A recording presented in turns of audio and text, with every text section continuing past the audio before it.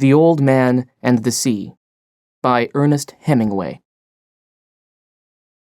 "Ay," the old man said. "Galanos. Come on, Galanos." They came, but they did not come as the Mako had come. One turned and went out of sight under the skiff, and the old man could feel the skiff shake as he jerked and pulled on the fish. The other watched the old man with his slitted yellow eyes, and then came in fast, with his half-circle of jaws wide, to hit the fish where he had already been bitten. The line showed clearly on the top of his brown head, and back where the brain joined the spinal cord, and the old man drove the knife on the oar into the juncture, withdrew it, and drove it in again into the shark's yellow cat-like eyes. The shark let go of the fish and slid down, swallowing what he had taken as he died. The skiff was still shaking with the destruction the other shark was doing to the fish, and the old man let go the sheet so that the skiff would swing broadside and bring the shark out from under.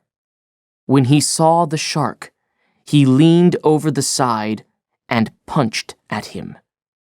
He hit only meat, and the hide was set hard, and he barely got the knife in. The blow hurt not only his hands, but his shoulder too. But the shark came up fast with his head out, and the old man hit him squarely in the center of his flat-topped head as his nose came out of the water and lay against the fish. The old man withdrew the blade and punched the shark exactly in the same spot again. He still hung to the fish with his jaws locked, and the old man stabbed him in his left eye.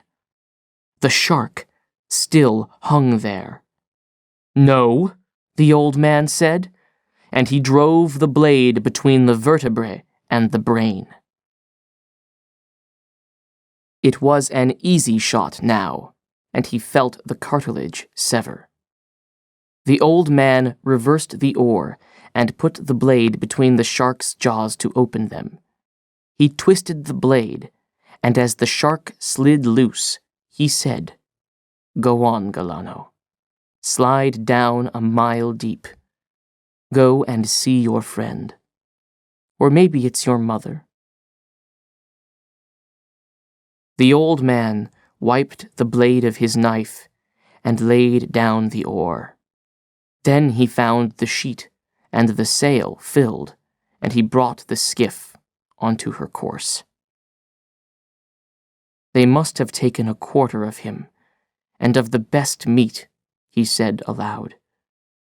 "I wish it were a dream, and that I had never hooked him. I'm sorry about it, fish. It makes everything wrong." He stopped, and he did not want to look at the fish now.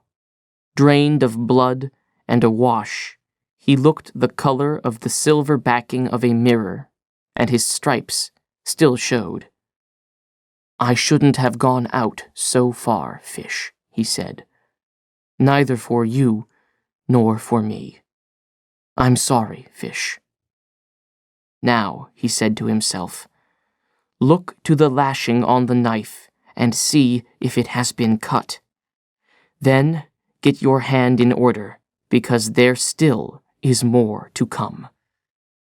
"I wish I had a stone for the knife," the old man said, after he had checked the lashing on the oar butt. "I should have brought a stone." "You should have brought many things," he thought. "But you did not bring them, old man. Now is no time to think of what you do not have. Think of what you can do with what there is."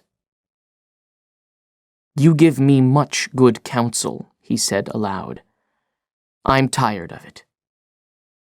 He held the tiller under his arm and soaked both his hands in the water as the skiff drove forward. God knows how much that last one took, he said, but she's much lighter now.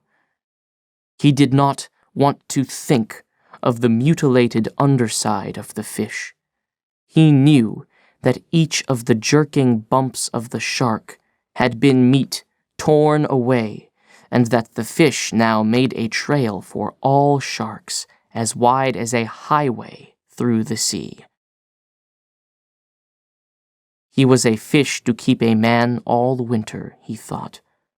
Don't think of that. Just rest, and try to get your hands in shape to defend what is left of him. The blood smell from my hands means nothing now with all that scent in the water. Besides, they do not bleed much. There is nothing cut that means anything. The bleeding may keep the left from cramping. What can I think of now, he thought. Nothing. I must think of nothing and wait for the next ones. I wish it had really been a dream, he thought. But who knows? It might have turned out well. The next shark that came was a single shovel-nose. He came like a pig to the trough, if a pig had a mouth so wide that you could put your head in it. The old man let him hit the fish, and then drove the knife on the oar down into his brain. But the shark jerked backwards as he rolled, and the knife blade snapped. The old man settled himself to steer. He did not even watch the big shark sinking slowly in the water, showing first life-size, then small, then tiny. That always fascinated the old man, but he did not even watch it now. I have the gaff now, he said, but it will do no good. I have the 2 oars and the tiller and the short club. Now they have beaten me, he thought. I am too old to club sharks to death, but I will try it as long as I have the oars and the short club and the tiller. He put his hands in the water again to soak them. It was getting late in the afternoon, and he saw nothing but the sea and the sky. There was more wind in the sky than there had been, and soon he hoped that he would see land. You're tired, old man, he said. You're tired inside. The sharks did not hit him again until just before sunset.